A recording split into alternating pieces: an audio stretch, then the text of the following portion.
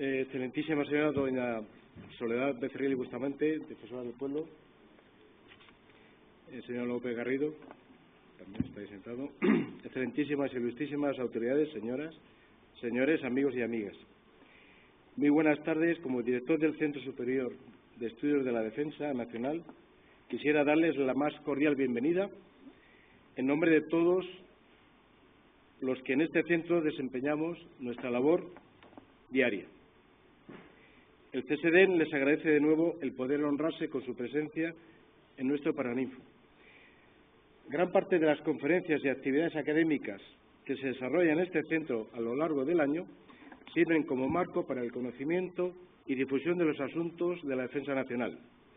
Estas aulas constituyen un lugar adecuado para que autoridades y expertos, civiles y militares, puedan intercambiar sus opiniones, vivencias y conocimientos sobre ella en un ambiente académico de mutua comprensión y estudio. El Centro Superior de Estudios de la Defensa Nacional, CSDEN, asume entre sus funciones el desarrollo de la conciencia de seguridad y defensa, el aumento del conocimiento de nuestra ciudadanía sobre los objetivos de la política de defensa y el acercamiento de la realidad de las Fuerzas Armadas a nuestra sociedad. Evidentemente, este objetivo, recogido en nuestras últimas directivas de defensa nacional, es común a toda la familia militar, pero adquiere en un centro académico y de investigación del alcance de esta casa una enorme importancia. Se trata de una labor ingente que no podemos hacer solos. Por eso nos sentimos felices cuando otros actores, como la Asociación de Diplomados Españoles en Seguridad y Defensa, toman sus iniciativas en este campo y comparten sus actividades con nosotros. María Angustia, no me voy a extender más porque se dispone de poco tiempo y hay un programa muy interesante e ambicioso de cumplir. A todos ustedes les deseo que disfruten de esta tarde tanto como promete, y a la Asociación de Diplomados Españoles en Seguridad y Defensa tanto éxito como mínimo, como lleva cosechado desde su fundación hace 5 años, ¿no?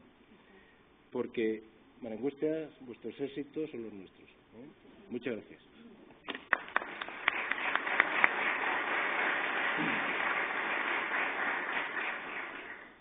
Muchísimas gracias, general. Muchísimas gracias. Excelentísimas e ilustrísimas autoridades, amigas y amigos todos. Es para mí un verdadero honor, como presidenta de ADESID y directora de Spanish Women in International Security, darles la bienvenida a la presentación de las actas del segundo Congreso Compartiendo Visiones de Seguridad, que celebramos el pasado mes de noviembre en Madrid. En primer lugar, queremos agradecer al Teniente General don Alfonso de la Rosa Morena, anterior director del CSDEN y miembro de nuestro Consejo de Honor, la oportunidad que nos brindó desde el primer momento para presentar aquí nuestras actas en este Centro de Excelencia de los Estudios de Seguridad y Defensa.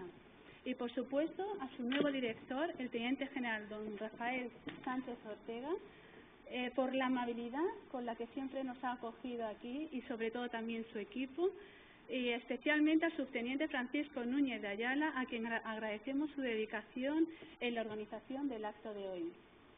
En segundo lugar, quiero felicitar a los protagonistas de la obra que hoy presentamos, a nuestros distinguidos conferenciantes, doña Soledad Becerril y don Diego López Garrido, a los moderadores y ponentes de cada uno de los paneles del Congreso y agradecerles su encomiable, generosa y altruista participación en este libro, resultado de un compromiso asumido en el segundo Congreso ADESID, celebrado en ISDEFE, como la vez anterior, sin cuyo apoyo hubiera sido imposible alcanzar ese objetivo.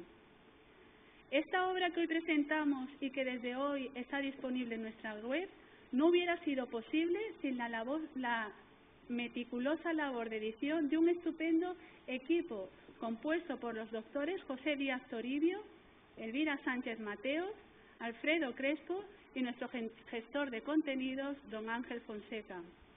Durante estos meses hemos venido trabajando con ilusión para que la obra que hoy presentamos viera la luz en un auditorio tan distinguido como el que hoy nos acompaña.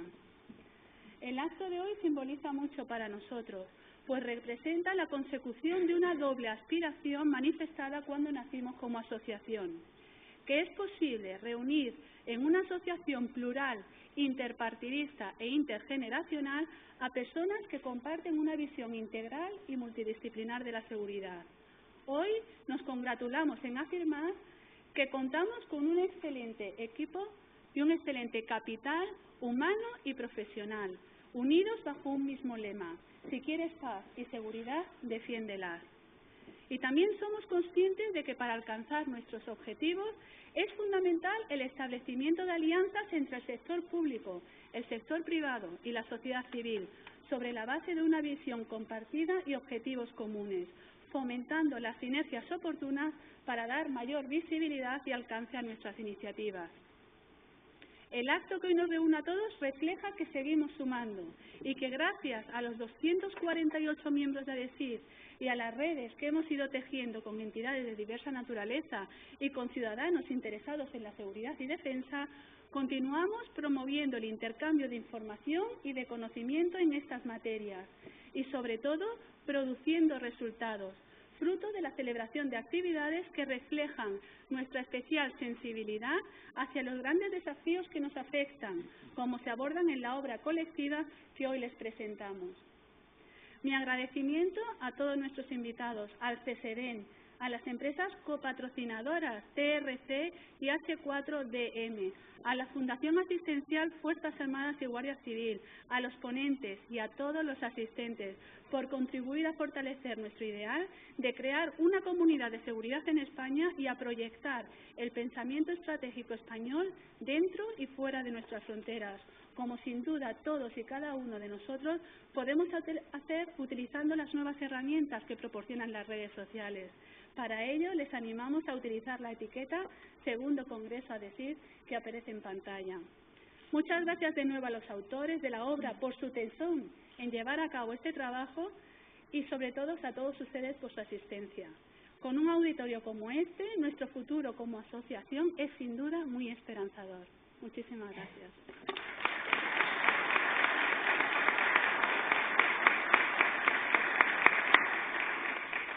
Buenas tardes, gracias Marian por tu presentación. Como vicepresidenta de ADESID, para mí también es un placer darle la bienvenida a esta jornada en la que vamos a presentar las actas del último congreso de ADESID.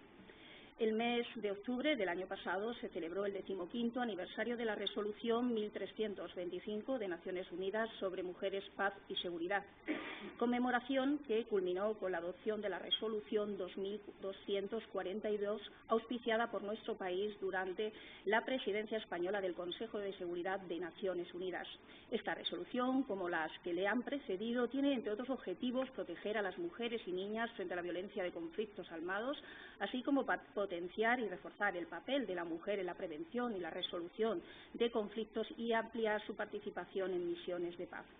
En el marco de este aniversario y gracias al apoyo que tuvimos de la Embajada del Reino de los Países Bajos para celebrar esta actividad, el capítulo de Spanish Women in International Securities, el grupo SWICE, integrada dentro de la Asociación de Diplomados Españoles en Seguridad y Defensa, presentamos el día 29 de octubre en la sede de la Unión Europea de Madrid una jornada instructiva y una exposición fotográfica con el título de Europeas Mujeres en Misiones de Paz, fruto de la idea nacida en la exposición en Bruselas que se celebró en marzo de 2014. Fruto de esta exposición, celebramos una jornada instructiva y la jornada que se celebró, la exposición española, se amplió a los casos de las misiones de paz en la ONU, en la OTAN, en la Unión Europea y en la OSCE, reflejando la participación española en los diferentes conflictos multinacionales. Además de esa exposición, celebramos dos mesas de debate, dos mesas redondas en las que hubo diferentes representantes de los ámbitos civil, militar, de la Guardia Civil y de la Policía Nacional que habían tomado parte en misiones de paz. Parte de ellos se recoge en el vídeo que vamos a ver a continuación, el que quisiera destacar tres ideas principales. La primera es el apoyo que desde el ámbito del derecho internacional se está dando a este proceso. El segundo, el hito histórico que, en palabras de Beatriz Rodríguez, supone la publicación de la Resolución 1325, y destacar igualmente que la igualdad de género es un concepto incluido dentro del ideario de la Unión Europea desde sus orígenes. Pues bien, les voy a dejar con el vídeo, que dura apenas 3 minutos, y espero que sea de su interés.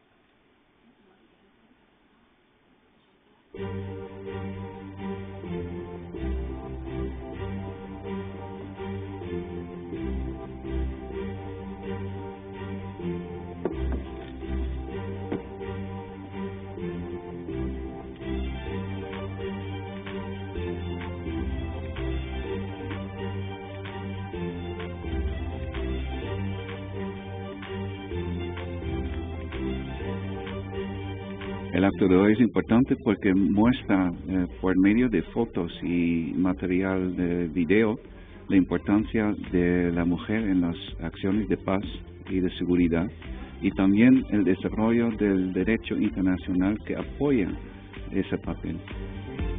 Estamos avanzando poco a poco, pero los países que ponen énfasis en el tema continúan paso a paso. Y esas acciones muestran que sí, estamos avanzando mucho en ese terreno. ¿Qué opinión le merece la resolución 1325 sobre mujeres, paz y seguridad en su 15 aniversario? Pues encuentro que fue un hito histórico. Ha puesto realmente este problema encima de la mesa. Ahora son 15 años, yo ahora querría que lo abriéramos también hacia los refugiados. Son mujeres, hombres, niños, pero es la mujer la que necesita y en la que nos debemos apoyar más. Lo que tenemos es que ir todas juntas. Estamos en sitios donde debemos hacer que esto encuentre sus cauces. Es para mí un honor darles la bienvenida a esta jornada Europeas en Acción, Mujeres en Misiones de Paz, y a la exposición fotográfica organizada por Spanish Women in International Security, SWISE, con la ayuda y la colaboración de distintas instituciones públicas, privadas y de la sociedad civil. La igualdad de género es un principio asumido por la Unión Europea desde sus principios. Mi idea es que desde el año 2000 ahora todo está cambiando muy deprisa. Pero si conseguimos que los hombres y los hombres de uniforme cambien y den la cara, algo se puede cambiar.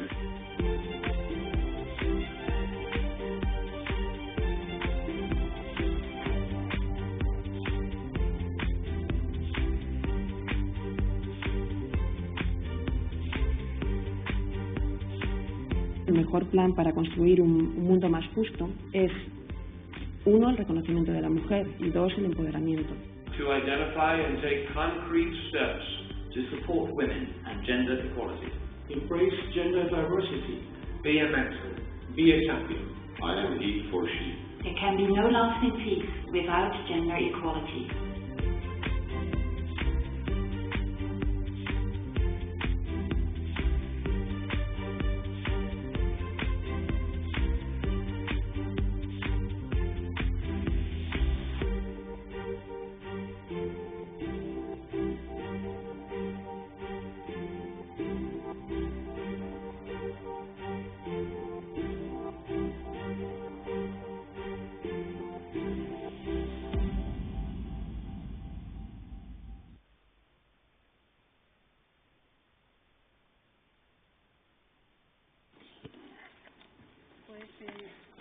Esperemos que les haya gustado este precioso vídeo desde nuestro punto de vista, y si les parece vamos a proceder ahora a la inauguración de la jornada, y dando la palabra a la excelentísima señora doña Soledad Becerril, en la que me gustaría resaltar precisamente y sobre todo agradecer su amabilidad y también la de su equipo para que pudiera estar con nosotros en la inauguración de nuestro congreso del pasado mes de noviembre y por supuesto de nuevo en esta ocasión. Muchísimas gracias.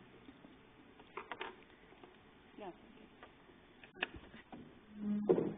Muy buenas tardes, señor director del CESEDEN, presidenta de la asociación, vicepresidenta también de la Asociación de Diplomados Españoles en Seguridad y Defensa, señor coordinador general, autoridades, anterior secretario de Estado, don Diego López Garrido, y senador y diputado, también anterior diputado y señoras y señores. Agradezco que hayan tenido la amabilidad, la afabilidad y la decisión de invitarme a esta presentación de las actas del Congreso que celebraron ustedes hace algún tiempo ya, y denominado Compartiendo Visiones de Seguridad. Mi calidad de defensora del pueblo, ya les dije con ocasión de la inauguración del curso, y ahora lo reitero, que mi visión es una visión de defensora de derechos humanos, de derechos y de libertades. Es una parte de los aspectos que ustedes han tratado y que tratan en estas reuniones y congresos, ¿no? No es la visión general que ustedes tienen o que ustedes han tratado a lo largo de las jornadas sobre seguridad y defensa. Pero, en fin, es que mi misión en este momento se ciñe fundamentalmente a derechos humanos. Pero sí me parece que es un buen momento para recalcar los avances habidos en las democracias avanzadas, en materia de libertad y de seguridad, en la cooperación, en la unión de estos dos conceptos tan importantes que hace décadas, tiempo atrás, no estaban tan estrechamente vinculados como hoy están en todas estas democracias y en los estados sociales y democráticos de derecho. Hoy no podríamos hablar en España, y supongo que en ningún país de la Unión Europea, de seguridad sin tener en la mente la idea también de los límites a la seguridad, porque comienza la libertad. O no podríamos hablar de libertad o de libertades sin pensar también hasta dónde llegan, porque también están las necesidades y los derechos en materia de seguridad ante las personas. Pero, en fin, son conquistas del Estado democrático y de derecho, y son conquistas españolas también. Todas siempre conquistas sometidas a la ley, a ese Estado de derecho, no al derecho del Estado, como algunos proclaman hoy en día en distintos lugares. No, hablamos el Estado de Derecho. Y la importancia de contar con personas conocedoras de estas materias, cualificadas en las exigencias tanto de las libertades, de la libertad como de la seguridad, y contar con personas que tras estos congresos y estos estudios amplían sus conocimientos, sus capacidades a la hora de escribir, de pensar, de informar, de decidir, de resolver. A mí me parece que es muy importante, y por tanto creo que esta asociación y desde luego el CSDEN hacen un trabajo muy de influencia, no solo de importancia, sino de influencia en la sociedad y de influencia también en distintos sectores sociales y ante generaciones más jóvenes que han reflexionado menos sobre estos aspectos. Hoy sabemos que la seguridad total es absolutamente imposible. ¿Qué nos van a decir a los españoles? ¿Qué les vamos a decir a los franceses? O desde luego también a los belgas.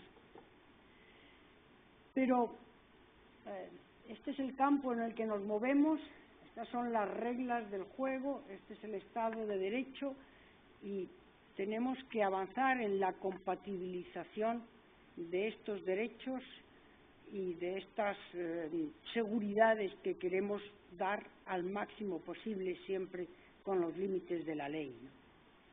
Estamos asistiendo en este tiempo al mayor movimiento de personas desplazadas desde la Segunda Guerra Mundial.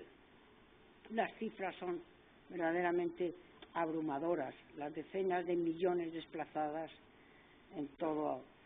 por toda la Tierra en estos momentos y que huyen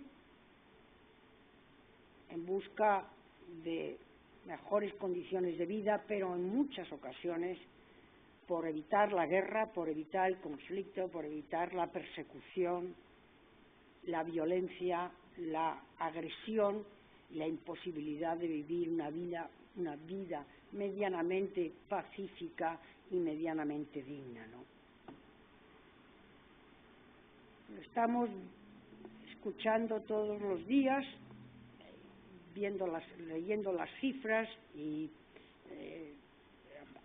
escuchando también a personas que están en países como Irak, Eritrea, Siria, Pakistán, las dificultades y las necesidades que tienen de huir y de salir de estos países.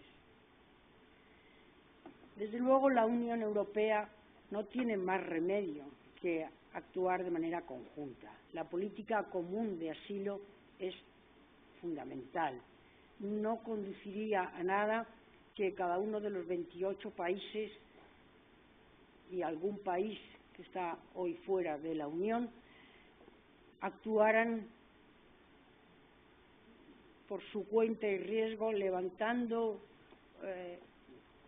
defendiendo exclusivamente su frontera, levantando muros, apartando, levantando barreras. No produciríamos más que verdaderos conflictos y acabaríamos con cientos de personas deambulando de campo de refugiados en campo de refugiados, buscando algo de acomodo, dónde pernoctar, dónde estar, y terminaríamos en una visión de Europa convertida en un enorme gueto con los elementos más modernos, más sofisticados para defenderse y absolutamente cerrada, salvo unos pequeños filtros de algunos que pudieran tener la suerte de entrar por alguna vía, ¿no? Sería una imagen terrorífica la que podríamos llegar a producir, imagen y realidad. Yo creo que todos los esfuerzos que haga la Unión Europea, la Comisión, el Consejo, el Parlamento, para alcanzar los acuerdos fundamentales en una política común de asilo me parecen absolutamente necesarios.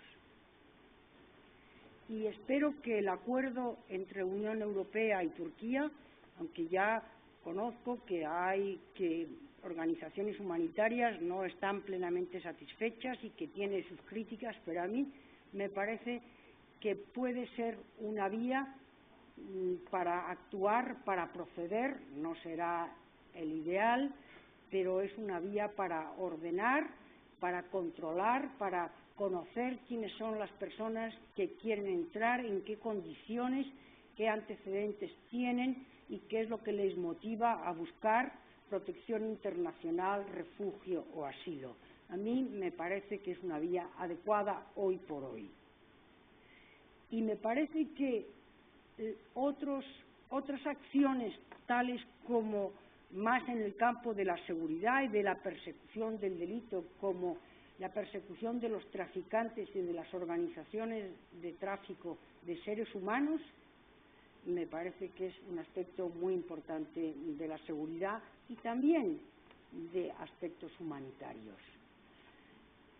Yo estoy segura que, y he visto por el libro que me han remitido, que todos estos asuntos se han tratado, junto con la importancia de los servicios de inteligencia comunes también, relacionados, interrelacionados, que son los que tanta defensa nos pueden producir en estos momentos a todos. Hay una vertiente más en estos asuntos, que es la vertiente de necesidad de la Unión Europea. Desde un punto de vista demográfico, desde el punto de vista sociológico, la Unión Europea necesita de la migración, necesita de los refugiados. Hay, ante todo, razones humanitarias, pero además hay razones sociológicas. La situación a la que nos dirigimos toda la Unión Europea en materia de demografía, me decía justamente esta mañana un experto en este campo que escribe en medios de comunicación sobre ello, me decía, Europa va hacia el desastre, es una catástrofe la situación demográfica dentro de la Unión Europea. La población en edad de trabajar en este momento dentro de la Unión está cayendo desde el año 2010 y caerá, pasará de 310 millones en 2010 a 260 en 2060. Es decir, tendremos 50 millones menos de personas en edad de trabajar en el año 60. Tendrán. Y esto y las consecuencias de esta situación pueden producir la quiebra de los sistemas de pensiones de los Estados de la Unión Europea. A mí me parece un asunto de enorme trascendencia, aunque no es, desde luego, el campo en el que yo trabajo en este momento, ni muchísimo menos. Pero hay una vertiente hacia los refugiados que sí me parece interesante también destacar, no solo y principalmente la humanitaria, como decía, que es la de lograr que los refugiados se puedan ayudar a sí mismos, es decir, puedan hacerse una vida, puedan encontrar un lugar, puedan incorporarse a la sociedad en la que estén dentro de la Unión Europea decentemente, dignamente. Y esto exige un esfuerzo también por parte de los países. La formación para estas personas, la homologación de sus títulos, el conocimiento de la lengua, la integración cultural, la apreciación de los valores del país y de las reglas y de las normas de los países de acogida. Me parece que la difusión y divulgación de estos aspectos son de enorme importancia actualmente. Hoy mismo hay unas declaraciones de Donald Sutherland, que es el representante de Naciones Unidas para las Migraciones, que afirmaba que la migración es necesaria para la economía europea y debería ser un propósito no solo de la Unión Europea, sino un propósito de toda Europa, la integración a través de la reinserción, reubicación, reasentamiento. Todo tiene sus distintos matices y consecuencias, pero al fin y al cabo de lo que se trata es de una acogida que no sea solamente una acogida humanitaria, sino una acogida que permita que estas personas que huyen encuentren una vida y piensen, tengan la posibilidad de pensar en regresar a su país si es que los conflictos en algún momento terminan allí. Yo he estado recientemente en el campo de refugiados cerca de Amán, Satari, que es una ciudad exactamente del mismo tamaño que la ciudad de Palencia, 79.000 habitantes. Es una ciudad levantada por el gobierno jordano con la cooperación de ACNUR, la cooperación también española y de otros países. Y allí nos decían que su deseo era volver. La mayoría eran sirios en este lugar que querían volver. Y una pensaba, sin atreverse a comentarlo, ¿y qué se van a encontrar estas personas cuando regresen a lo que fueron sus casas o a lo que fueron sus tierras? Pero en fin, aquellas personas sí querían regresar. Esta situación de los refugiados, de los campos de refugiados levantados en Turquía, al sur de Turquía, en la frontera, son situaciones que aspiramos a que sean transitorias durante un tiempo hasta que, pero desde luego no son ciudades, ni campos, ni lugares para toda una vida. Escuchábamos ahora en este vídeo que ustedes han hecho hablar a las mujeres y el futuro el papel que pueden jugar las mujeres en todos estos terrenos. En estos campos, en este de Amán y en otro que estuve en la frontera de Macedonia con Serbia, una se preguntaba: ¿y qué va a ser de todos estos niños? ¿Y qué va a ser de todas estas mujeres? Los hombres, la población era fundamentalmente de mujeres, los hombres se han quedado atrás, están en la guerra, muchos no han llegado todavía. ¿Y qué va a ser de estas mujeres deambulando por Europa, por las fronteras, con 3, 4, 5, 6, 7 niños a cuestas? No hay, yo desde luego la respuesta no la tengo.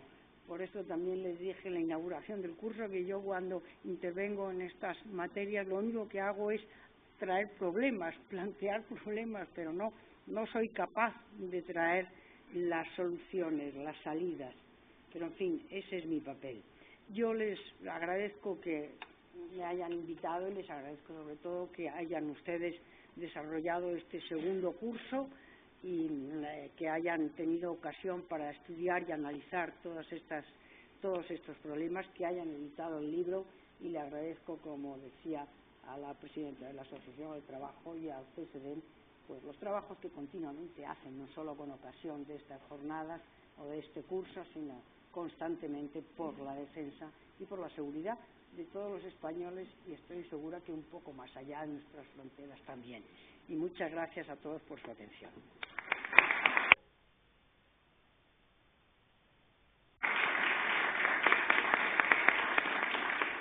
Pues muchísimas gracias, doña Soledad, muchísimas gracias por sus palabras, y ahora vamos a proceder a levantar esta mesa. Despedimos a la señora defensora del pueblo y comenzamos la mesa redonda. Muchas gracias.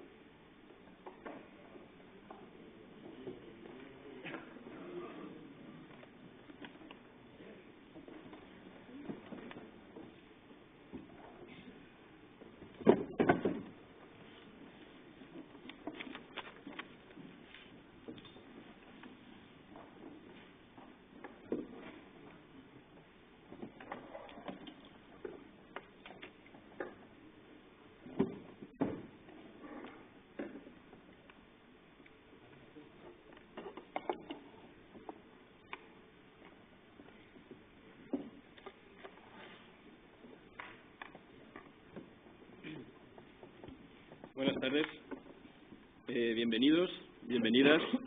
Gracias por asistir a esta actividad de ADESIR, que, como nuestra presidenta ha destacado, es fruto del esfuerzo y de la generosidad de mucha gente, a quien estamos profundamente agradecidos.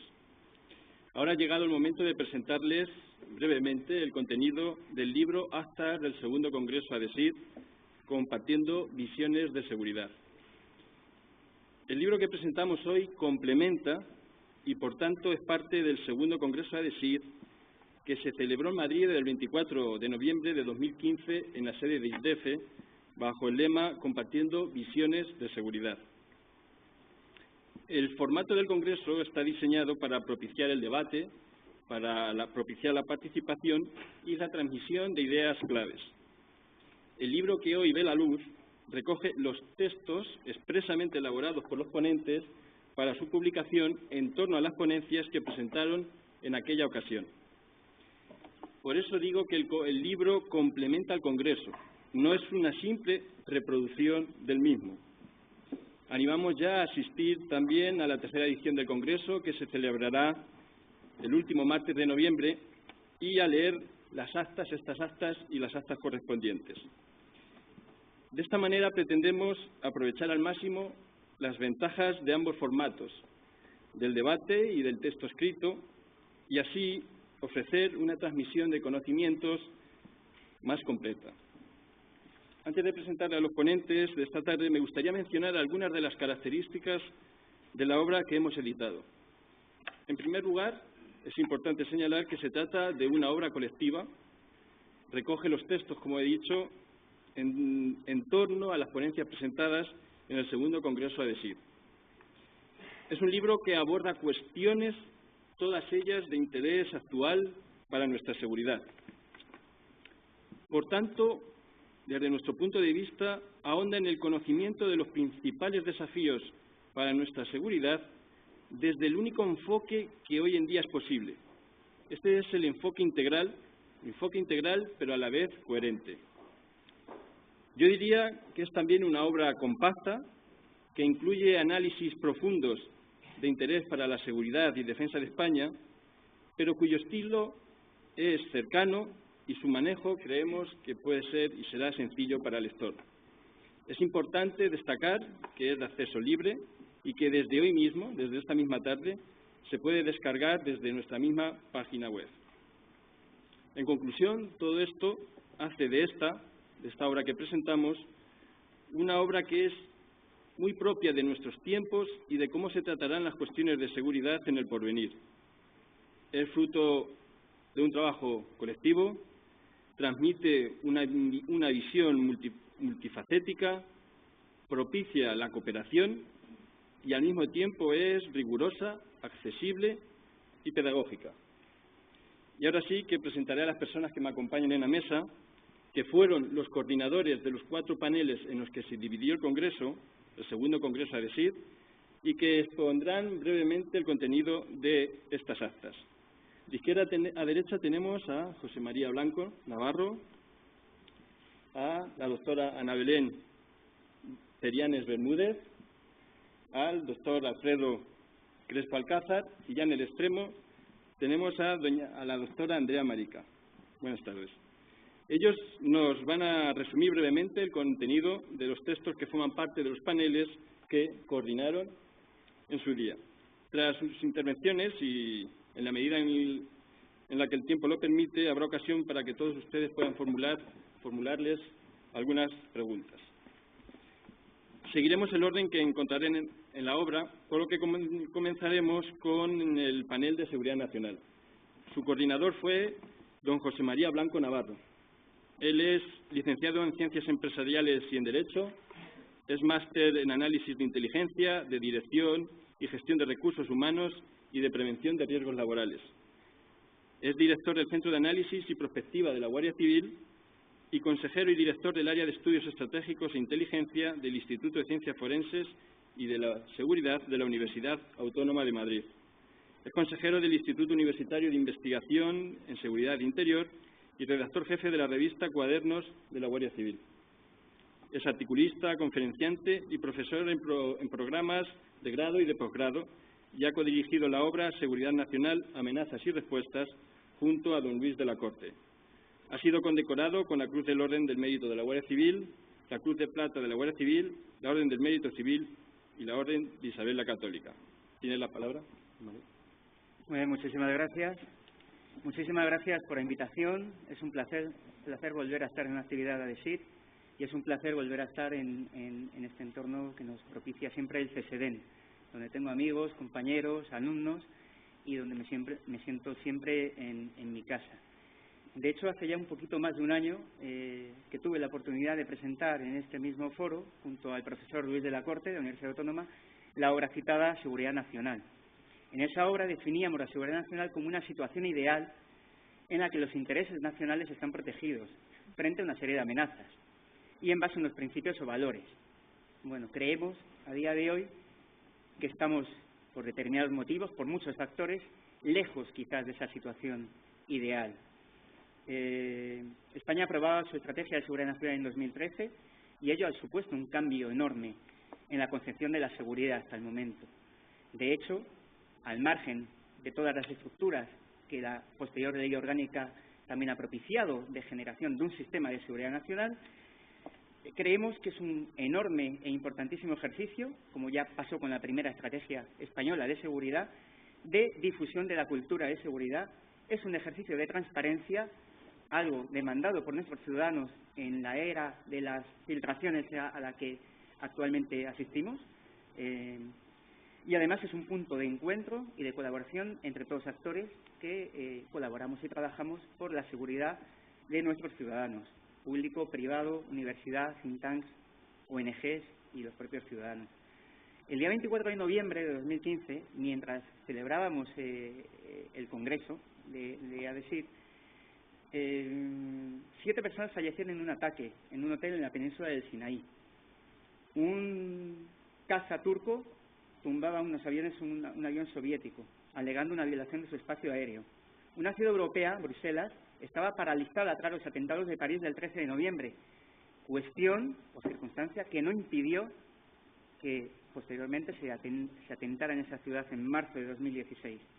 Y la Unión Europea se veía desbordada por la denominada crisis de refugiados. Hoy mismo pues tenemos un atentado importante en Estambul esta mañana, tropas internacionales difusas en una nueva configuración de los conflictos cercan feudos yihadistas de Daesh en Mosul, en Faluya, en Sirte, con cierta incertidumbre sobre la evolución de estos procesos, y asistimos a una gravísima crisis frente a nuestras costas, a muy poquitos kilómetros de Europa, que me lleva a pensar en esas palabras que dijo ya hace más de 2 años el Papa Francisco, hablando de la globalización de la indiferencia. Parece que únicamente atendemos a este tipo de situaciones cuando pasan en nuestro suelo, o cuando se difunde por determinados medios imágenes que verdaderamente impactan. Es la crónica de un día, pero es la crónica diaria a la que asistimos habitualmente. Y todos estos temas están vinculados a la seguridad nacional, porque nuestra seguridad nacional no está únicamente en nuestras fronteras, está también mucho más allá. En esta mesa se abordaron diferentes temas de máximo interés. Juan Carlos Saavedra, ingeniero consultor de IGF, magnífico profesional, he pasado medio día hoy con él, gran amigo, habló de inteligencia para la seguridad nacional y destacaba la importancia de esa inteligencia para apoyar bien la toma de decisiones de nuestros decisores, que necesitan el mejor conocimiento y la mejor inteligencia. El mundo actual, con tanta información, con tanta velocidad, con tantas informaciones en muchas ocasiones no veraces, necesita metodologías, tecnologías y aplicaciones que permitan esa integración de la información y su adecuado análisis. Pero además, Juan Carlos destacaba la importancia del factor humano, la importancia del analista, frente a un mundo que nos lleva a un tecnocentrismo incesante. Todo tiene una solución tecnológica y si no existe el problema, creamos el problema para inventar esa solución.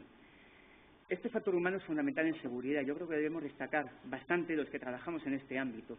Estamos llegando a un proceso en el que estamos cosificando a las personas, que se convierten en números, olvidando en muchas ocasiones que detrás de cada uno de ellos hay emociones, hay sentimientos, hay trayectorias vitales, y estamos humanizando a las cosas.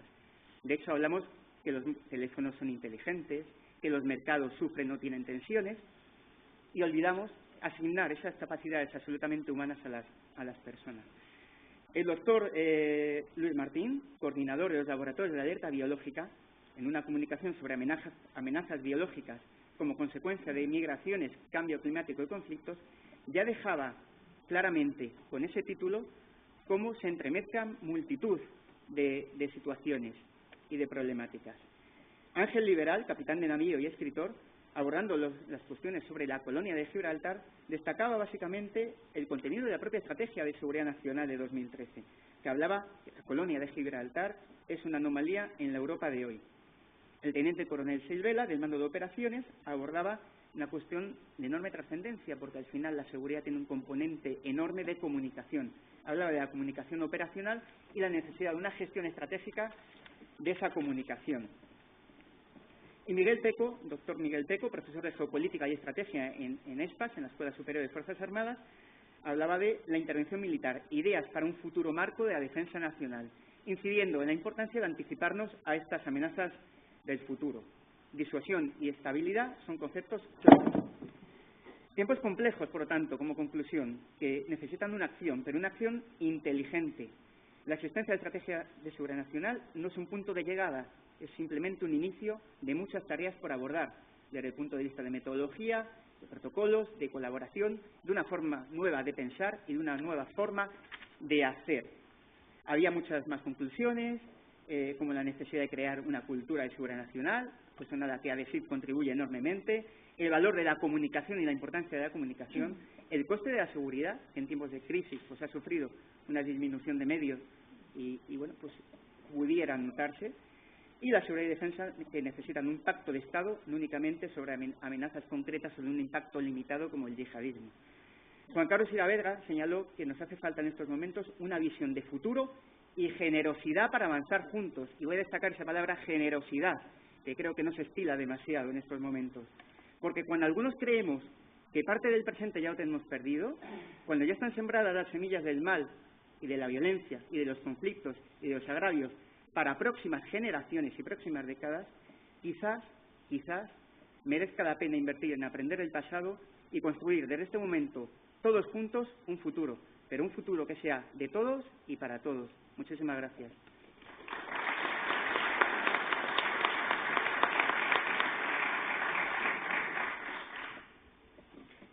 Muchas gracias, José María. Nuestra siguiente ponente es la doctora Ana Belén Periáñez Bermúdez. Ella fue la coordinadora del panel de Seguridad Internacional.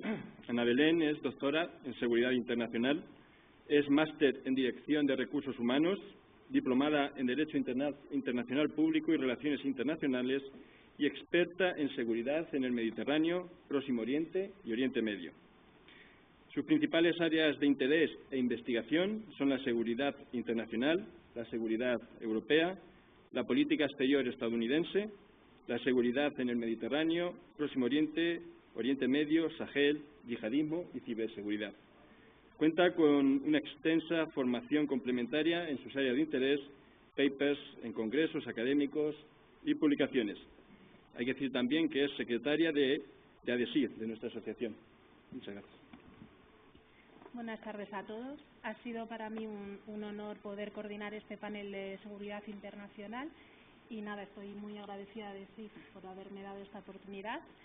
El panel de seguridad internacional contó con 5 ponencias de un magnífico nivel académico y profesional y su elevado nivel y dedicación nos permitió contar con una fructífera jornada de trabajo y abrir luego posteriormente un debate de gran calidad.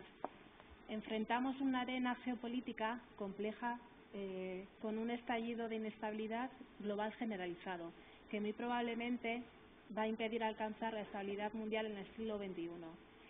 El panel abordó temas de una gran relevancia y de actualidad y nos permitió reflexionar en profundidad sobre temas de una gran actualidad.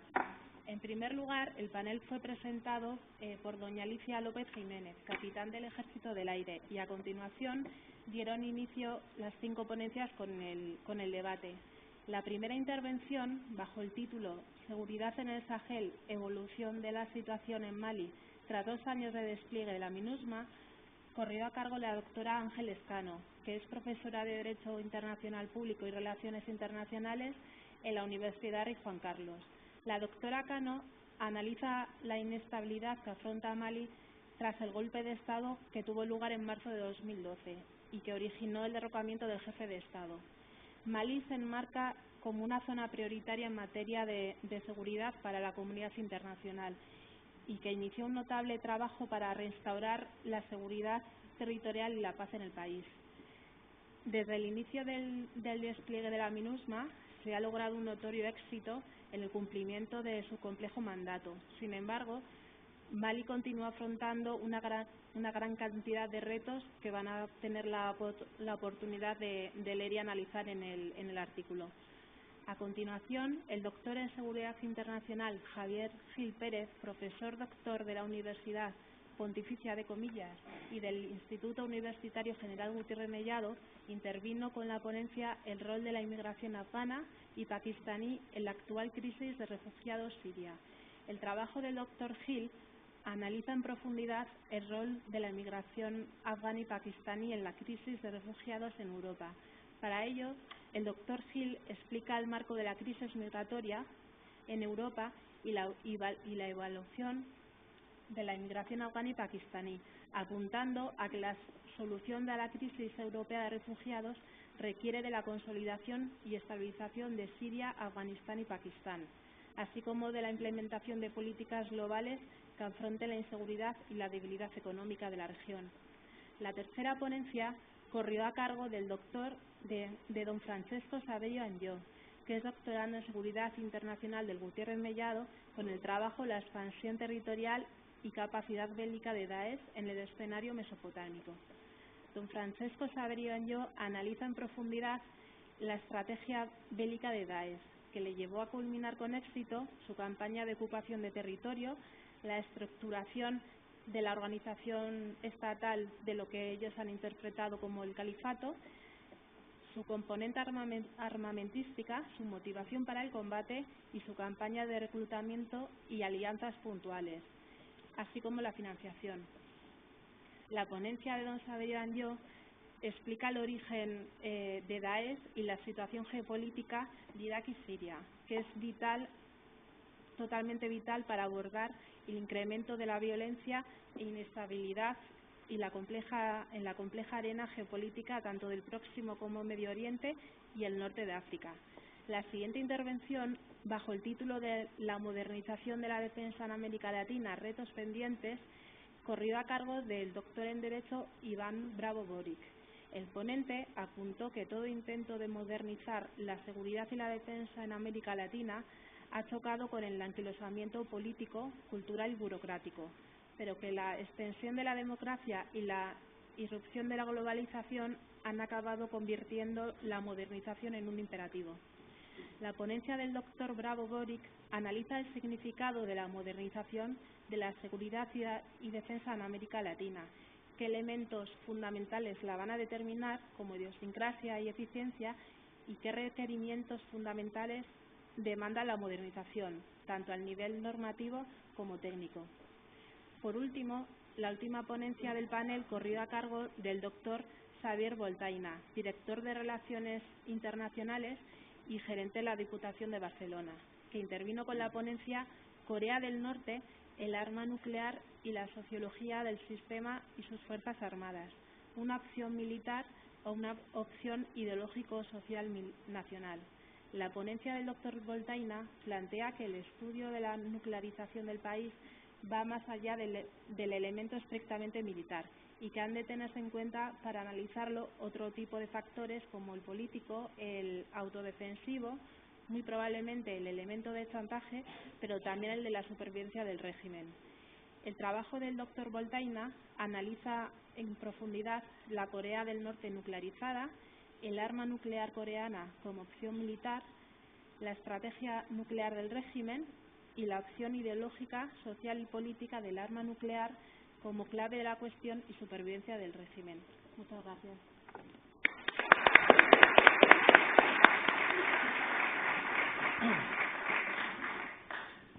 Gracias, Ana Belén. El siguiente panel fue el de Seguridad Pública y estuvo coordinado por el doctor Alfredo Crespo Alcázar, aquí a mi derecha. Alfredo Crespo Alcázar es vicepresidente segundo de ADESID, es doctor en Ciencias Políticas por la Universidad Rey Juan Carlos, es licenciado en Ciencias Políticas y en Ciencias de la Información, es diplomado en Derecho Internacional Público y Relaciones Internacionales. Él es investigador agregado del Instituto de Estudios Riojanos y colaborador de medios de comunicación, think tanks, etc. Es coordinador académico y profesor del curso de verano que desde 2012 ADESID organiza conjuntamente con el Ilustre Colegio Nacional de Doctores en Ciencias Políticas y Sociología. Yo destacaría entre sus publicaciones dos monografías. Una, la primera, Cameron tras la senda de Churchill y Thatcher, y la segunda, El populismo en América Latina, pasado o presente. que fue editado por la Fundación Iberoamérica de Europa. Alfredo. Muchísimas gracias, José, por tu presentación. Agradecer a todos ustedes la presencia en este acto, en esta segunda presentación, por mejor decir, la presentación del segundo congreso de las actas, del segundo congreso de ADESID. Y bueno, en primer lugar me gustaría agradecer a 3 personas en concreto que han sido fundamentales pues para que estemos todos aquí. A Marian Caracuel, como presidenta de ADESID, cuando puso en marcha la asociación. Bueno, pues ha dedicado muchísimos esfuerzos extra, por decirlo de alguna manera, porque ha dedicado muchísimos fines de semana, muchas horas después del trabajo a relanzar la asociación, y ahí estamos presentando estas actas que se complementan, nada más voy a citar algunas cosas importantes, con la 5ª edición del curso de verano del colegio que celebramos en el Colegio de Ciencias Políticas y Sociología. Al doctor José Díaz Toribio, cuya labor ha sido fundamental a la hora de la coordinación de todo el congreso, desde el inicio, desde la parte intermedia y ahora la parte final, con una labor espectacular de edición y de supervisión, y a la doctora Elvira Sánchez Mateos, que ha realizado también una labor fundamental a la hora de editar las actas. Como ha comentado José Díaz Toribio, el panel que yo coordiné es el de Seguridad Pública. Contó con la presentación de Elvira Sánchez Mateos, que nos introdujo tanto al coordinador como a los ponentes, en este caso 3 ponentes, digamos que fue el más pequeñito en cuanto a número de ponencias que se leyeron, pero yo creo que son ponencias muy enriquecedoras, como les voy a explicar ahora y como ustedes podrán comprobar cuando lean las actas. El objetivo con este panel era muy claro, demostrar el carácter multifacético, que no polisémico o ambiguo, de la seguridad pública. Demostrar que esta seguridad pública tiene una serie de componentes y actores que unos son más tangibles que otros, pero que en cualquier caso la suma de todos ellos la convierte en un todo homogéneo. Ciertamente, como coordinador, ¿qué puedo decir? Pues efectivamente que el panel respondió pues a las expectativas que nos habíamos fijado de antemano, tanto por la calidad de las intervenciones, que insisto, ustedes las van a poder ver en el libro cuando lo descarguen, como el debate que se suscitó una vez concluidas esas intervenciones. Además, bueno, me gustaría resaltar que las 3 personas que participaron en las 3 ponencias responden a disciplinas académicas o a perfiles de licenciados muy diferentes entre sí. Contamos con un ingeniero agrónomo, un ingeniero de telecomunicaciones y 2 licenciados en ciencias de la información, con lo cual muestra ese carácter heterogéneo, pero que cuando se suma da lugar a un todo homogéneo. Entonces, bueno, eso permitió una riqueza de matices y admitir que las diferentes y percibir las diferentes formas en que puede encararse y proyectarse la seguridad pública.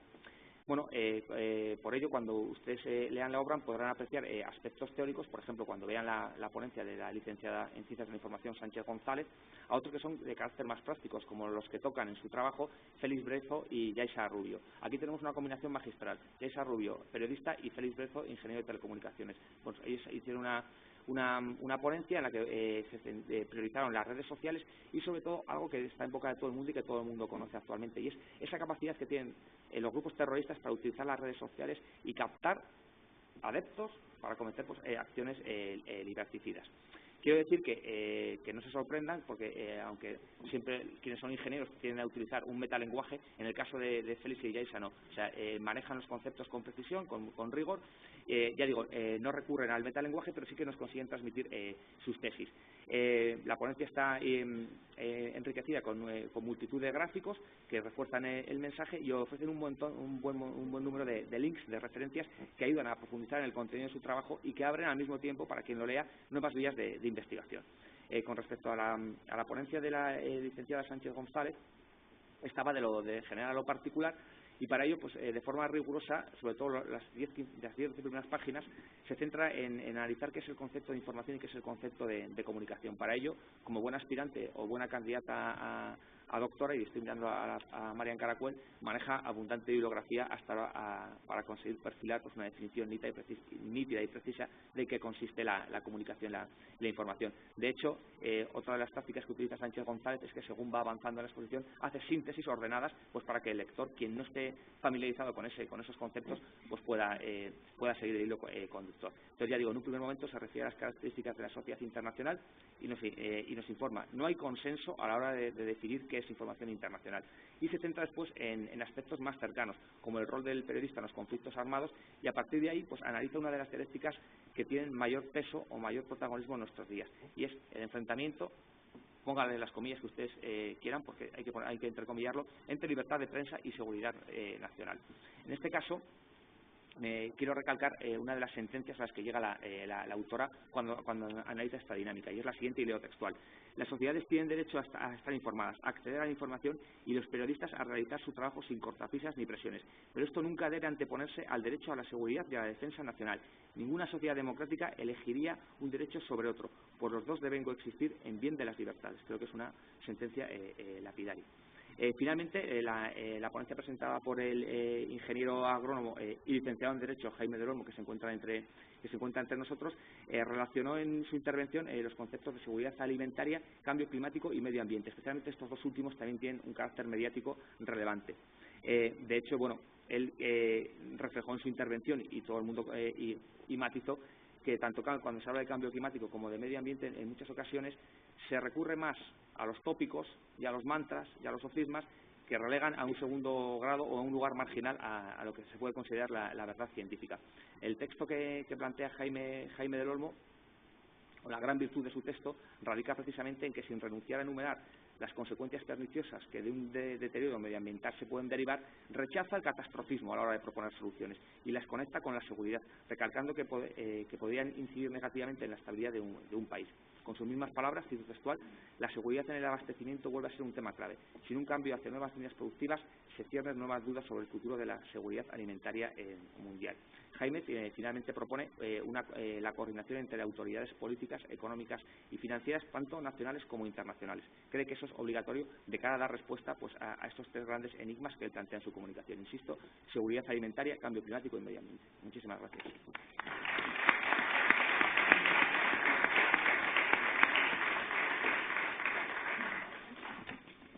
El último de los paneles en los que se dividió nuestro segundo congreso fue el de seguridad privada. Estuvo coordinado por la doctora Andrea Marica.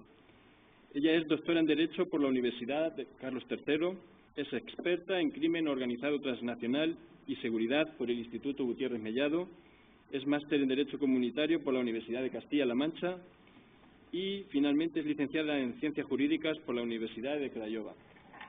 Profesionalmente está acreditada como profesora de investigación privada por el Ministerio del Interior y es profesora en la Universidad Europea de Madrid.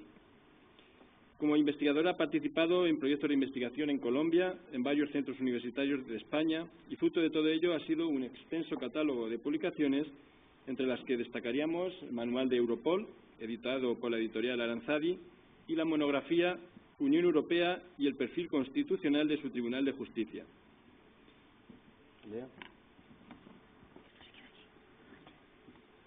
Gracias, muchas gracias. Muchas gracias, Marian. Voy a tener que hablar un poco más alto. Gracias por permitirme estar aquí. Muchas gracias, José, pero te voy a quitar puntos porque me has puesto mal el nombre. Mi nombre es Andrea, con 2 Es. Me gusta siempre insistir en lo mismo. Y tampoco he entendido muy bien por qué nos habéis puesto en el último panel, seguridad privada. Posiblemente porque quizás habéis pensado que la seguridad privada no es tan importante, ¿no?, como todos los demás ámbitos. Bueno, pues si ha sido así, seguramente os habéis equivocado, porque la seguridad privada se ha convertido en un actor de las políticas globales y nacionales de seguridad, y en lo que a España respecta, este sector se encuentra incorporado como uno de los ejes de actuación en torno a los cuales se articulan los planes estratégicos del Cuerpo Nacional de Policía. Por otro lado, la seguridad privada se configura como una medida de anticipación y prevención frente a posibles riesgos, peligros o delitos, por lo que todos los expertos ponentes del panel de seguridad privada han resaltado la importancia, eficacia y eficiencia de este sector.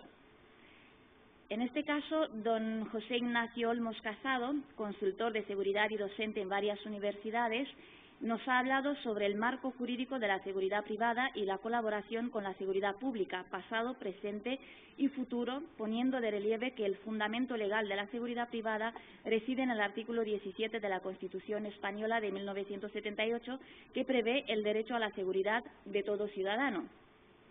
Un derecho reconocido por la Constitución, pero que hace referencia explícita a la seguridad pública que recae en competencia del Estado. En este sentido, el carácter de la seguridad privada es uno auxiliar y complementario a la seguridad pública, característica establecida expresamente en la nueva Ley de Seguridad Privada número 5/2014, Por lo tanto, el autor nos indica que esta característica implica de facto, ocupa más bien una parte de la parcela de la seguridad, complementando la seguridad pública para contribuir entre ambas a la globalización del ámbito de la seguridad. Habría que mencionar también que el personal de seguridad privada tiene la obligación especial de auxiliar a las fuerzas y cuerpos de seguridad en el ejercicio de sus funciones, prestando su colaboración bajo las instrucciones del orden público. Dicho esto, la colaboración entre la seguridad pública y la seguridad privada es imprescindible, pero insistiendo en que la seguridad privada es auxiliar y subordinada a la seguridad pública. Por ello, tal y como don Ignacio Olmos nos ha hecho ver, la cooperación y colaboración entre el sector público y el sector privado ha evolucionado, y muestra de ello son, por ejemplo, los programas de cooperación entre los más destacados, Red Azul del Cuerpo Nacional de Policía y el programa Coopera del Servicio de Protección y Seguridad de la Guardia Civil. El autor finaliza su magnífica intervención haciéndonos reflexionar sobre los retos de futuro del sector de la seguridad privada. Una de las figuras claves en el ámbito de la seguridad privada es el director de seguridad. Por ello, don David Corrales del Pecho, director de seguridad y consultor de seguridad de la información, ha desarrollado el tema el director de seguridad, haciendo hincapié en las actividades y funciones que éste puede desempeñar y asimismo en la formación específica imprescindible en el ámbito de la seguridad en general y específicamente en lo que a la seguridad de la información se refiere. La nueva Ley de Seguridad Privada, 5/2014, delimita las actividades de seguridad privada en 3 bloques: propias, compatibles y excluidas. El autor se ha centrado en analizar las actividades propias y compatibles, siendo las propias de una función aquellas específicamente relacionadas a la misma y las compatibles aquellas que rodean o tienen incidencia directa en el mundo de la seguridad. En este sentido, las empresas de seguridad privada o aquellas que no lo son, pero que estén dotadas en su estructura de un departamento de seguridad propio, han de implementar la figura del director de seguridad, quien ha de ser debidamente acreditado por la Unidad Central de Seguridad Privada del Cuerpo Nacional de Policía.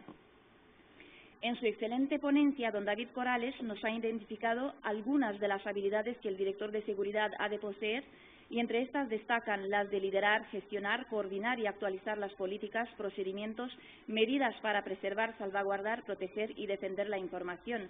En este último aspecto, la seguridad de la información, esta se basa en 3 pilares fundamentales: la confidencialidad, la integridad y disponibilidad de los datos, siendo absolutamente imprescindible realizar una correcta clasificación de la información para poder aplicar las medidas adecuadas y establecer los procedimientos para su control y divulgación. Puesta en el punto de mira la necesidad de seguridad informática, don Francisco Lebrero Rodríguez, consultor de ciberseguridad, ha desarrollado el tema sobre la seguridad informática en el contexto de las empresas privadas, las nuevas amenazas. La Ley de Seguridad Privada 5/2014 hace referencia expresa a la seguridad informática, cuyo objeto es la protección y salvaguarda de la integridad, confidencialidad y disponibilidad de los sistemas de información y comunicación y de la información en ellos contenida. El autor nos ha hecho ver que la seguridad informática ha cobrado una mayor relevancia y se ha extendido a nuevos sectores, en tanto que hoy en día no solo cubre los recursos informáticos y la información de negocio, sino que abarca los recursos e instrumentos financieros, la reputación e imagen, cumplimiento normativo y numerosos activos y bienes, tanto tangibles como intangibles. En su excelente intervención, don Francisco Lebrero ha puesto de relieve las amenazas más comunes y que toda empresa privada debe contemplar como un foco de pérdidas, y entre estas ha mencionado los errores humanos, los usos indebidos, los accidentes y los ataques informáticos, para después pasar a identificar las consecuencias de la materialización de este tipo de amenazas, siendo estas los daños reputacionales y de imagen, robos o pérdidas de información, sanciones legales, pérdida o deterioro de servicio.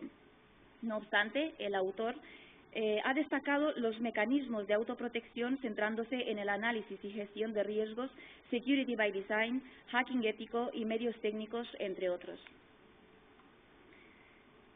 Don Diego Miranda Jiménez, presidente y director de operaciones del Grupo GES Spain, ha centrado su intervención en la necesidad continua de aumentar los esfuerzos en el ámbito de la seguridad, en tanto que es el momento de innovar en los departamentos de recursos humanos y seguridad en el sector turístico público y privado en España, siendo este mismo el título de su magnífica intervención. En su análisis hace un breve recorrido hablando de los últimos atentados terroristas que han tenido como objetivo el sector turístico internacional. Asimismo, hace hincapié en el crecimiento económico que supone el sector turismo en España y a la vez que en materia de seguridad en este ámbito en concreto, el interés de mejora se deja esperar.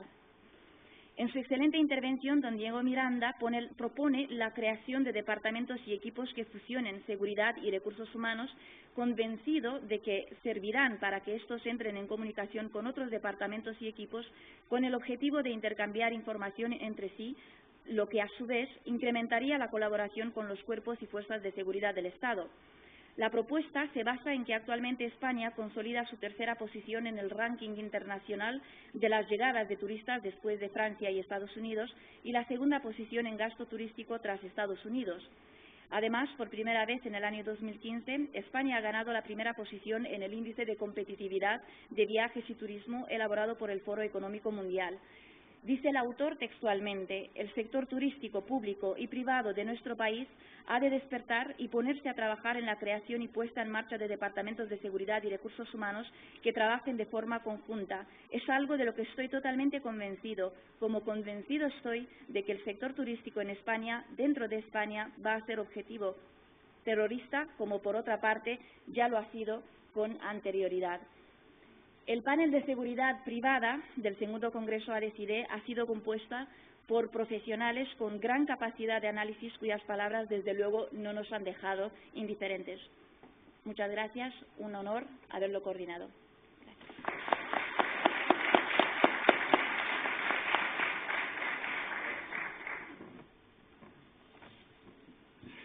Quiero agradecerles a todos los ponentes su brevedad, el esfuerzo que han hecho para ajustarse al tiempo que estaba fijado. Sobre todo también quiero agradecerles su trabajo y el esfuerzo para sacar adelante esta edición y el Congreso en general. Nos quedan, para cumplir con el programa, unos entre 5 y 10 minutos para que ustedes puedan formular preguntas a cualquiera de nuestros 4 ponentes. Les ruego que indiquen a quién va dirigida su pregunta y que sean breves y concretos en su formulación.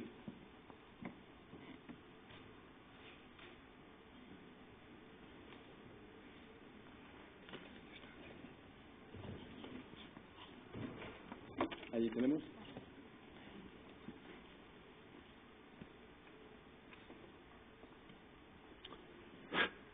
Gracias. Buenas tardes. Enhorabuena a todos los ponentes, a la coordinación y gracias por invitarnos a decir. Soy Vicente Hernández, presidente de AISPO, una asociación de directores de seguridad. Quería dirigir, por favor, la pregunta a inteligencia de Guardia Civil, bueno, entre otras cosas. No me acuerdo del nombre, discúlpeme. Señor Blanco, me parece, ¿no? Hemos coincidido en algún evento, pero ahora mismo no me acuerdo, perdón. Al señor Blanco. ¿Cree usted conveniente, por ejemplo, que Seguridad Nacional pusiera el Centro Nacional de Protección de Infraestructuras Críticas, contemplase meter el sector por la estrategia, por la relevancia para la economía del país de turismo, cultura, patrimonio dentro de los sectores a considerar como infraestructuras críticas? Es una pregunta de un enorme calado de factores y condicionantes, ¿no? Además políticos.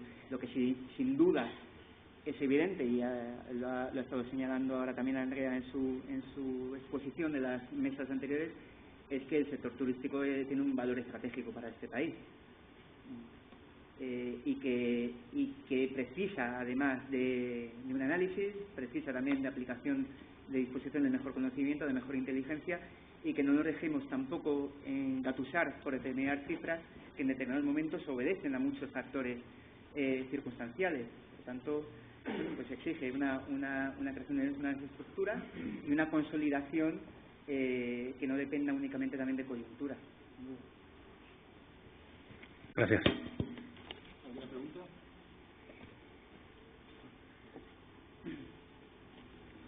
¿Alguna pregunta más? Bueno, pues como... Bueno, sí, allí tenemos una. Sí. Buenas tardes a todos. Sobre todo, gracias. Voy a personificar el agradecimiento de Marian Caracuel. Gracias por haberme invitado. Soy miembro del Cuerpo Nacional de Policía. Quería hacer una reflexión y compartirla con todos ustedes al hilo de unas palabras que ha dicho el señor Blanco Navarro. Ha traído a colación una cita del Papa Francisco. Creo citar de memoria, y no me equivoco, en su primer día de pontificado dijo que el verdadero poder radicaba en el servicio. El propio Papa lo decía así, es decir, parece que anteponía lo que era el derecho del Estado, que había dicho la defensora del pueblo, anteponía el Estado de Derecho, ¿no? Pero luego completaba esta cita con que solo aquel que servía con amor sabía custodiar, ¿no? Esta idea, vinculada con la idea de la seguridad que estamos aquí hablando, se me antoja, por ejemplo, la siguiente reflexión. Es decir, todos aquellos miembros que tienen en su ámbito competencial la idea de seguridad deberían tener muy presente la idea de servicio público, es decir, son servidores públicos, servidores al ciudadano, al resto de las personas. Y al hilo del concepto de generosidad que usted había mentado, yo creo que casa perfectamente servidor público, generosidad, ¿no? Entregarse al resto de ciudadanos a los que servimos. Pero no quería dejar pasar la oportunidad de mentar, por ejemplo, un ejemplo práctico que ahora mismo se está llevando a cabo en nuestro país, como es la construcción de un segundo Plan Nacional de Acción, una materia que al comienzo de este encuentro pues ha sido aumentado. Había sido la resolución 2242, que tomaba testigo de la resolución de la 1325, que trata de tomar el testigo en este concepto tan quebradizo y tan delicado como es el de la mujer, el empoderamiento de la mujer, el aseguramiento de las nuevas posiciones de liderazgo de la mujer en puestos clave, sobre todo en temas de seguridad, ¿no? Sí quiero dar a conocer ese proyecto, el Plan Nacional de Acción. Hay un compromiso que fue anunciado por nuestro presidente del Gobierno cuando estuvo presidiendo el Consejo de Seguridad de Naciones Unidas allá en octubre del año 2015. Es un compromiso que bueno, pues está ahora mismo en ciernes. Tuvimos ocasión de compartir una jornada muy interesante con sociedad civil el pasado 4 de mayo en la Escuela Diplomática. Y bueno, pues creo que si todo se alía, pues lo podremos tener entre nosotros a finales de este año. Un buen ejemplo y que se podrá tener en cuenta para ulteriores encuentros en temas de seguridad.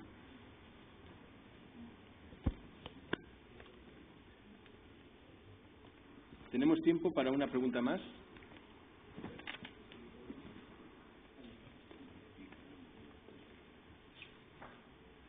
José, muy brevemente.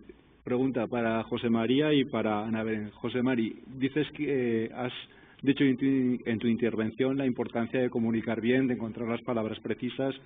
¿Por qué en este teatro de operaciones en el que nos encontramos ahora en este momento en Europa, cuando se está hablando del incremento o de que haya más seguridad, hay tantas personas, incluso de nuestros colectivos, que hablan de una pérdida de libertad? Yo no creo que estemos perdiendo libertad en ningún momento, sí que perdemos comodidad, porque no se sabe utilizar bien ese matiz. Y para Ana Belén, como experta de seguridad en el Mediterráneo, ¿por qué desde cualquier organismo, desde cualquier institución en la que entres a visitar un mapa Schengen, siempre teniendo nosotros en Ceuta y Melilla un verdadero problema en fronteras, en ningún mapa Schengen de ninguna institución europea aparece Canarias, ni Ceuta, ni Melilla? Me gustaría conocer vuestra respuesta. Gracias. Bien, muchas gracias, porque la pregunta es esas facilitas, ¿no? Para media tarde de un... ¿Y cómo no meterme en el follón, ¿no? Lo decíamos en la definición inicial, ¿no? Una situación ideal, buscamos en la seguridad nacional como una situación ideal en la que los intereses nacionales estén protegidos en base a unos principios o valores. Yo creo que en ocasiones las acciones que se acometen desde el ámbito de seguridad no son coherentes con los principios y valores que defendemos. Y ahí tenemos una quiebra, una falta de cohesión que en muchas ocasiones es aprovechada también comunicativamente por distintos grupos, por decirlo de alguna manera. Y el tema de pérdida de libertades, según cómo lo queramos entender. Yo entiendo que frente frente a un atentado como los que sucedieron en París, una paralización completa de una ciudad durante prácticamente una semana, es una pérdida de derechos y libertades. Yo creo que sí es una pérdida de derechos y libertades. No se mostró tampoco ese principio de resiliencia al que se alude habitualmente en las estrategias de seguridad nacional, y al final tampoco evitó un atentado posterior. Una situación de estado de emergencia continuado, como sucede ahora mismo en Francia, creo que tampoco es una buena imagen, una buena manifestación de cómo las sociedades europeas podemos soportar este tipo de situaciones. Creo que ese tipo de cuestiones son para un breve periodo, para cuestiones muy excepcionales, pero no pueden mantenerse eternamente. Y en ese sentido sí que creo que hay una pérdida de derechos y libertades. Y hay pues una serie de operaciones en las que se da una mayor discrecionalidad a determinadas autoridades públicas que en cierto modo se salen de los criterios habituales de actuación bajo una autoridad judicial. Y pueden generar, en un momento dado pueden llegar a generar otro tipo o unos efectos contrarios a los que quizás se persigan. Bien, sobre Canarias, Ceuta y Melilla tienen un valor estratégico fundamental. Entonces, quizás es que debiéramos trabajar porque los decisores políticos las ubicaran estratégicamente donde los profesionales de la seguridad creemos que tenían que estar. Puede ser mi respuesta. No sé cuál era tu pregunta.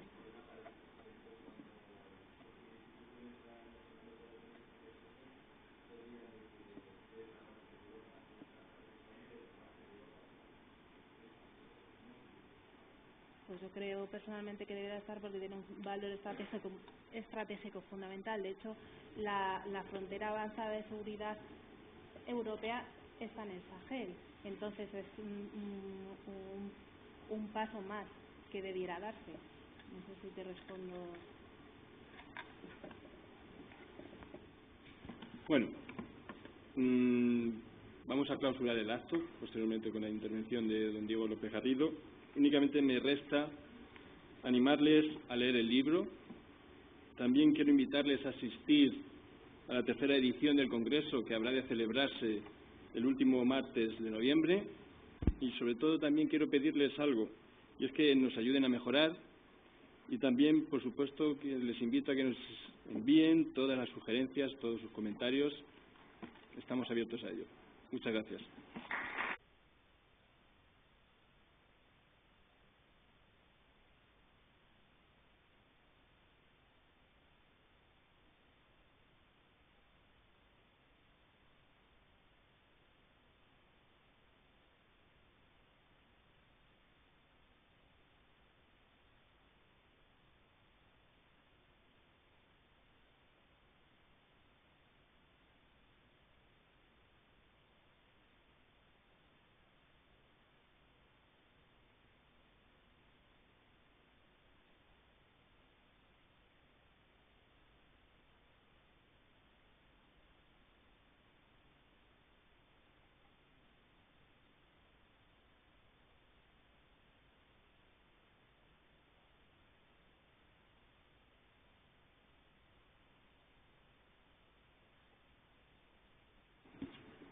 Pues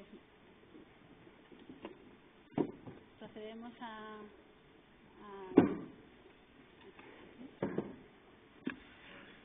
buenas tardes de nuevo, y me gustaría agradecer en primer lugar a don Diego López Garrido la amabilidad que ha tenido de estar con nosotros tanto en el Congreso, posteriormente de hacer una contribución por escrito en esta obra, por acompañarnos aquí esta tarde durante toda la jornada y ahora pronunciar estas palabras de clausura. Muchísimas gracias por todo en nombre de los miembros de ADESID. Buenas tardes a todos y a todas, y muchas gracias por la invitación de Marian, por el honor de clausurar esta jornada. El trabajo que se hizo en noviembre fue enorme y lo han puesto de manifiesto quienes han intervenido aquí. Hay detrás de ello una investigación profunda sobre un asunto que no ha sido una estrella de investigación precisamente en España, que es el asunto de la seguridad. Y también quiero agradecer a CSDEN su hospitalidad.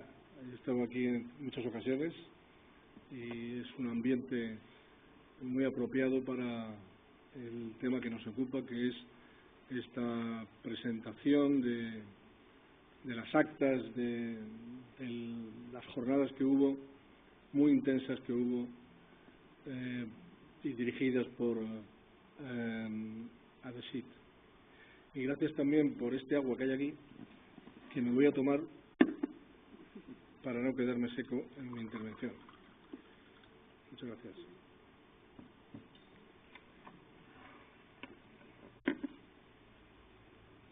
Bueno, yo creo que vivimos una coyuntura muy adecuada para que esta tarde en el CSDEN hablemos de seguridad.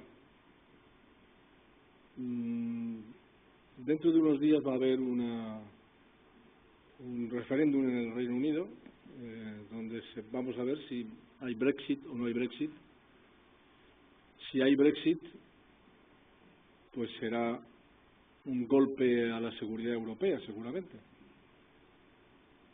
Si no, algunos dicen que, bueno, pues que mejor, porque así nos vamos a tener que poner más las pilas si desaparece el Reino Unido de la Unión Europea. Unos días después vamos a tener unas elecciones generales en España, el día 26, en donde brilla por su ausencia el debate sobre Europa y sobre su seguridad. Como brilló por su ausencia, por cierto, en la anterior campaña fallida, porque no se consiguió formar gobierno, y tampoco se habló de este asunto. Y yo siento mucho que las fuerzas políticas españolas vayan a las elecciones sin explicarle a la gente cuál es su posición sobre Europa y sobre esa dimensión también importante de Europa como es la seguridad y la defensa. Me temo que va a ser así, que no habrá un debate a ese respecto, siendo muy importante. Pero no cabe duda de que es un momento fundamental, porque vamos a tener en España un gobierno que va a tener que aplicar determinadas políticas y medidas, algunas de las cuales pues se han tratado aquí esta tarde. El día 29, me parece que es 29 y 30, o 28 y 29 de este mes, va a haber un Consejo Europeo muy importante también, que tiene que ver con esto de que hemos hablado, porque Federica Mogherini presentará la estrategia global de seguridad europea, que la viene anunciando hace tiempo, y que sería como una cierta sustitución, si se me permite la expresión, o herencia del llamado documento Solana de 2003 sobre seguridad europea. Tenemos el año que viene la reunión en Varsovia de la OTAN, importante reunión también. Todo el mundo lo sabe ya porque la noticia en los telediarios es que viene Obama a España, a Madrid y a Sevilla y a Rota. Y todo el mundo sabe que es con motivo de que hay una reunión en Varsovia, una cumbre en Varsovia de la OTAN importante en un momento en el que parece que el interés de Estados Unidos, la mayor superpotencia existente en el mundo, en temas de defensa y de seguridad, parece que se orienta hacia Asia, ¿no? Y este va a ser un momento también importante. Bueno, y además el año que viene va a haber elecciones generales en Francia, presidenciales, va a haber elecciones en Alemania y quizá haya elecciones en Italia. Es decir, que los 5 grandes países de la Unión estamos metidos en un proceso político del cual va a surgir gobiernos que van a tener que afrontar muchos de estos temas. Por tanto, una coyuntura importante para hablar de esto y de ahí los reflejos de ADESIT de haber organizado estas jornadas en noviembre y de la cual hoy se ha dado cuenta por las actas, como digo, de una importante magnitud de la que nos han dado cuenta anteriormente los anteriores ponentes. Pero al tiempo que tenemos este panorama político, tenemos evidentemente, desde el punto de vista de la seguridad, tenemos unas amenazas, vamos a llamarle globales, amenazas globales de las que hablamos. Yo recuerdo que hablé en mi intervención en noviembre de este asunto, amenazas globales que tiene que ver sobre todo con la amenaza terrorista, fundamentalmente la gran amenaza global que en este momento existe sobre todo sobre el mundo occidental, Europa, Estados Unidos, pero bueno, fundamentalmente Europa, ¿no? Y desde luego nos afecta muy directamente. El año pasado, en 2015, hubo 18.000 ataques terroristas, 18.000, de los cuales, en el mundo, de los cuales resultaron 30.000 personas muertas y 36.000 heridas. De ellos, el agente fundamental de terror fue el llamado Estado Islámico, que perpetró 3.300 atentados, el principal. Hubo otros agentes también terroristas por todo el mundo, pero el principal, desde luego, es el Estado Islámico. Y las causas fueron varias, evidentemente, pero ya sabemos que la fundamental es la guerra civil de Siria, la situación de Irak, Afganistán, pero también el norte de África, tan cercano a nuestras costas, y a lo cual se unió esta crisis con Rusia, como motivo del asunto de Ucrania. Podríamos decir que el asunto de Ucrania dio lugar a ese concepto de guerra híbrida y otros elementos de ataques, como los ciberataques, por ejemplo. En el caso de Rusia se ha hablado de guerra híbrida, como en el caso del terrorismo, que no es una contienda ni una guerra convencional, se habla de guerra de baja intensidad, típica del siglo XXI, baja intensidad entre comillas, claro, con 30.000 muertos y 36.000 heridos, ¿no? Es decir, la Unión Europea está sufriendo en su entorno eso que podríamos llamar un arco de inestabilidad, que es esa vecindad europea. La vecindad europea hace algunos años se convirtió en la entrada en la Unión Europea de 10 países que estaban fuera, pero es verdad que lo que ahora mismo es vecindad europea, sobre la cual hay una política muy decidida por parte de la Unión Europea, es una vecindad inestable. Todo aquello que nos rodea es bastante inestable y está jalonado por estas acciones terroristas. Por tanto, es un momento sin duda para hablar de seguridad europea.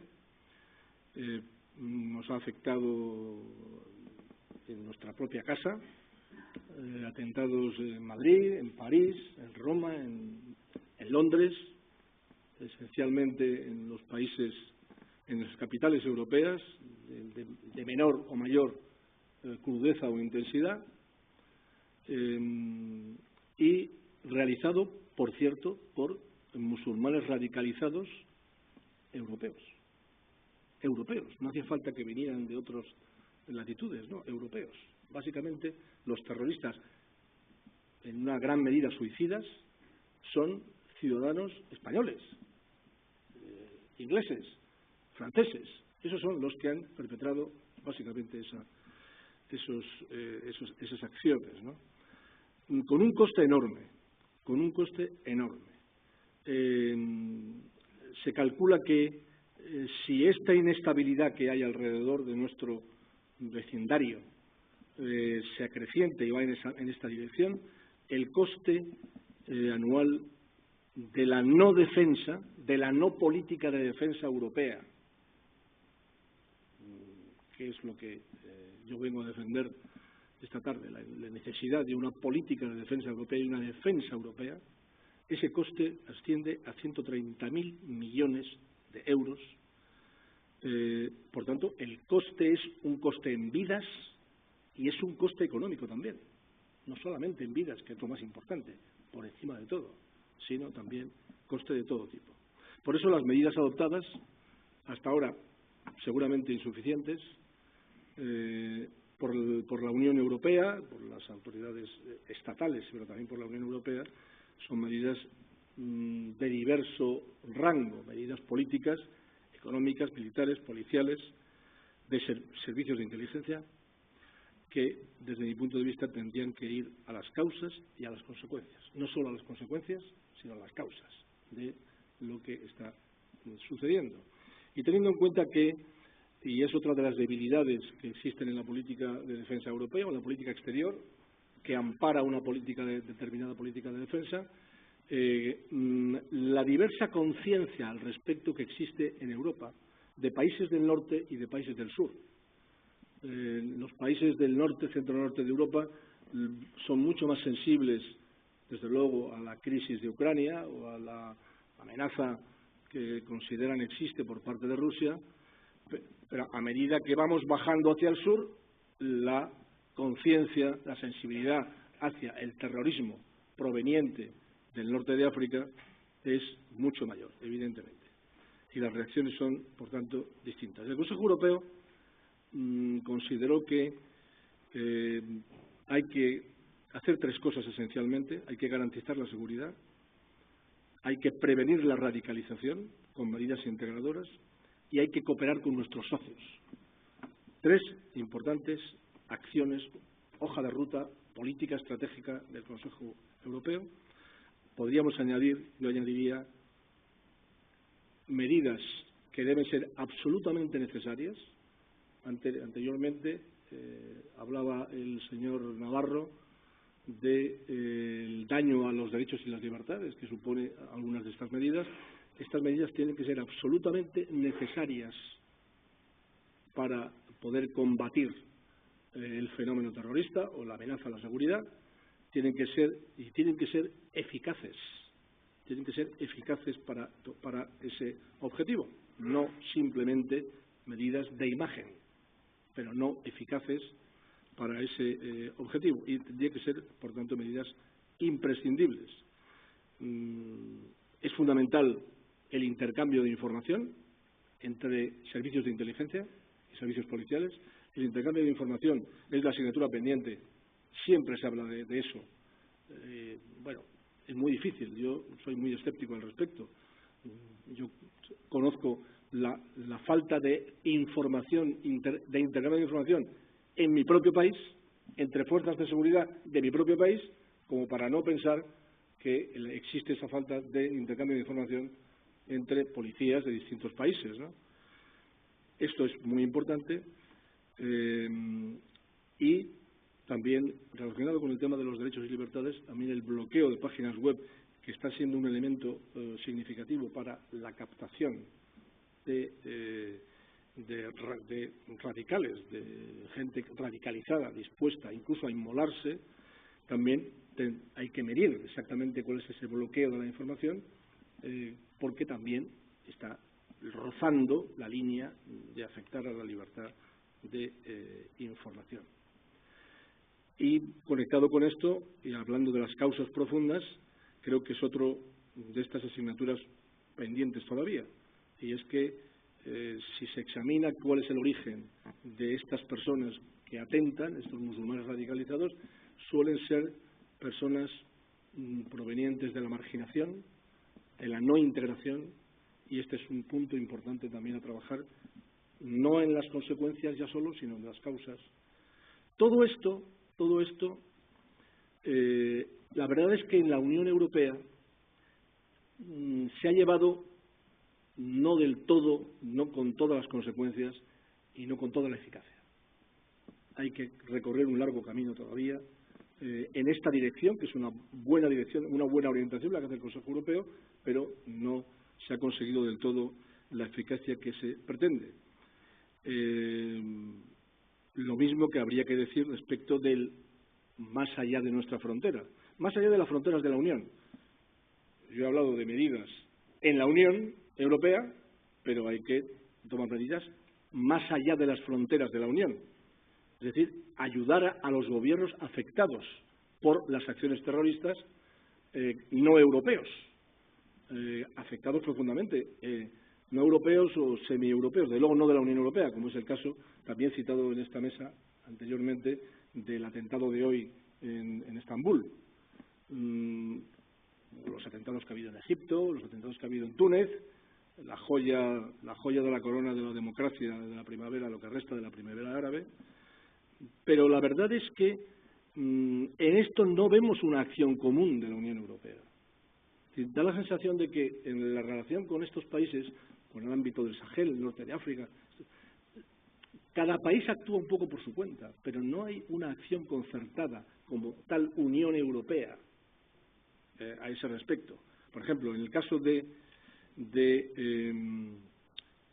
Siria, pues ahí la Unión Europea, que sufre las consecuencias de la guerra civil de Siria, que es la gran productora de desestabilización y de terrorismo también, pues resulta que Europa no tiene protagonismo político en la relación con la guerra de Siria. Hay que reconocerlo. El protagonismo lo tiene Rusia y Estados Unidos. Rusia es el único país aceptado por el gobierno de Siria, oficial, y Estados Unidos. Pero más allá de estos dos grandes potencias, la Unión Europea no tiene como tal un protagonismo político en ese asunto. Es decir, nosotros lo que vemos es que hay una ausencia, hay una limitación seria en la política exterior y de seguridad común de Europa. Esto es lo que podemos considerar como una limitación, a pesar de que Europa es una alianza militar. La Unión Europea, el Tratado de Lisboa, se nos olvida que hay un artículo, el 42.7, citado por el Parlamento Europeo hace unos meses al respecto, que es un artículo que te obliga a ayudar a un país que haya sido atacado. Es decir, no es solamente la OTAN. Nosotros estamos en la alianza militar OTAN y estamos en la alianza militar Unión Europea, que te obliga, el 42.7, y que fue invocado un poco efímeramente por el gobierno francés cuando sufrió el ataque terrorista en París. Por tanto, lo que nosotros estamos necesitando es una estrategia de seguridad mucho más integrada, una auténtica Unión Europea de la defensa, más que nunca es necesaria. Yo, incluso a sugerencia de Marian, voy a terminar refiriéndome, porque es una cosa muy reciente, que lo hemos presentado hace unos días, la semana pasada, que es el informe de la Fundación Alternativa sobre el Estado de la Unión Europea, el que tocaba este año y que tengo el honor de dirigir. Y hay una serie de recomendaciones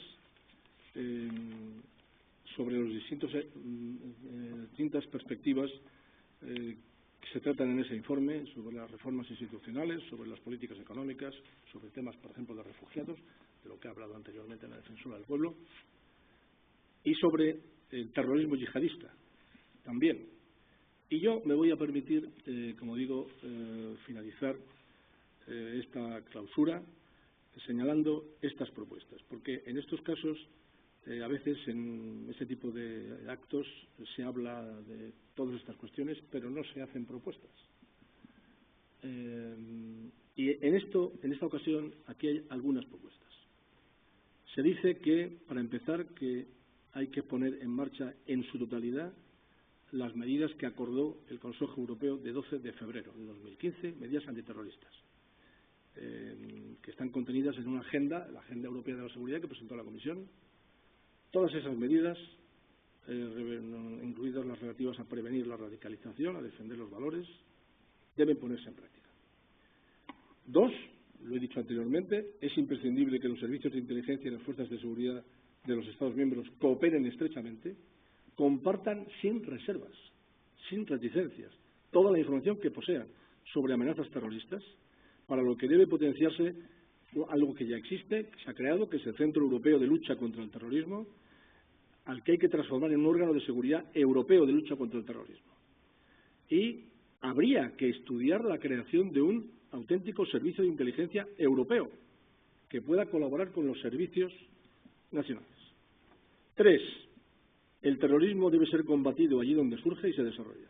Por tanto, hay que promover la estabilidad y seguridad en el vecindario próximo, hemos hablado antes del vecindario, y también en el lejano, en las regiones del Sahel, en el Cuerno de África, donde, por cierto, la Unión Europea con éxito sostienen la misión Atalanta, es uno de los grandes éxitos de misiones militares, que no hay muchas, de la Unión Europea en el mundo, prestando ayuda a gobiernos legítimos para combatir el yihadismo, mediante el empleo de fuerzas de seguridad y, cuando sea imprescindible, medios militares también. 4. En Oriente Medio, la Unión Europea debe ayudar, eso pensamos, a los países árabes y musulmanes, si es necesario, con medios militares que no incluyan, desde nuestro punto de vista, la presencia de tropas europeas sobre el terreno, ayudarles a neutralizar a los grupos yihadistas, en particular a expulsar al Estado Islámico en las zonas de Siria e Irak que controla. Hay que decir que en los últimos meses ha habido una reducción del dominio territorial del Estado Islámico, es decir, que la tendencia en los últimos tiempos es a que el Estado Islámico empieza a controlar menos territorio, ya no avanza, ahora retrocede. Quiere decir que algún elemento positivo hay en la acción desarrollada, pero desde luego es fundamental que se acabe con la guerra civil de Siria, que es la causa de todos estos males. Y por último decimos que la amenaza yihadista y la guerra de Siria hacen más necesario y urgente que nunca la construcción de una política exterior y de seguridad europea común, permanente, que permita a la Unión Europea tener el peso que necesita en la escena internacional para abordar estos problemas, el desarrollo de una defensa común europea, por cierto, de un cuartel general europeo, que es una cosa que venimos diciendo hace mucho tiempo, de un cuartel general europeo que no existe. El Reino Unido se ha opuesto siempre a que exista un cuartel general europeo, quiere solamente el cuartel general OTAN. A lo mejor si se va de la Unión Europea, pues tendremos ese consuelo de que tendremos menos obstáculos para ello, y en todo caso siempre para garantizar la seguridad de los ciudadanos europeos en cooperación con otros aliados y organizaciones. Muchas gracias.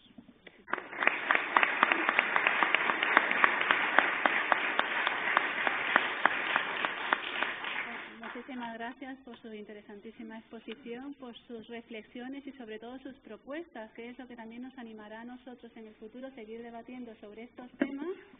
Y teniendo en cuenta la hora que es, pues simplemente me gustaría anunciarles que a continuación, gracias al copatrocinio de esta actividad de TRC y H4DM, pues podemos obtener una copita de vino en la planta superior. Muchísimas gracias por su asistencia y confiamos que nos puedan acompañar en el tercer Congreso de ADESID en el mes de noviembre.